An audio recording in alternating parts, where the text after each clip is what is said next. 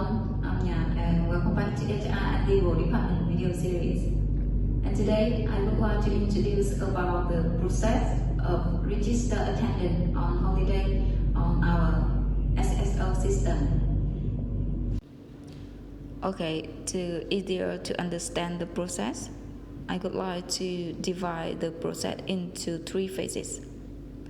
The first one is the period before holiday. This is for all staff.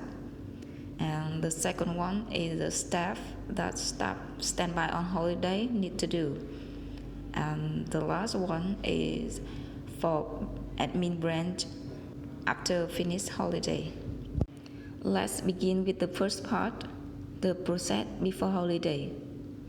So before holiday, HR and legal department will inform about the day we'll take on holiday.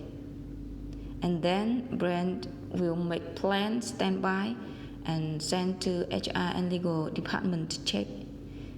If the plan is correct with the condition and percentage follow company policy, then branch will proceed to sign and send the final plan to HR and legal department.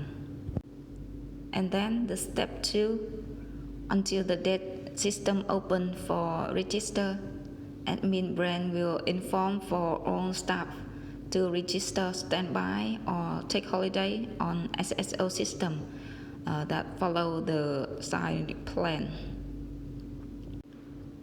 And then when all staff at branch register already, then admin go to SSO system to approve the register for them. For staff take holiday, they are not standby, then we just need to stop at the step 3. But for staff register standby on holiday, we need to proceed more, some step below. Step 4, on holiday. So on holiday, the day that staff go to standby, they need to go to SSO system to confirm that he or she has come to standby correctly.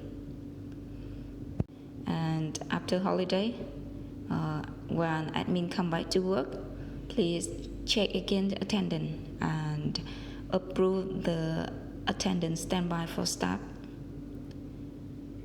After these steps, the attendant on HR system will automatically show the correct formula on system to calculate salary and overtime for staff, so we no need to update anymore. So that is all process for register holiday.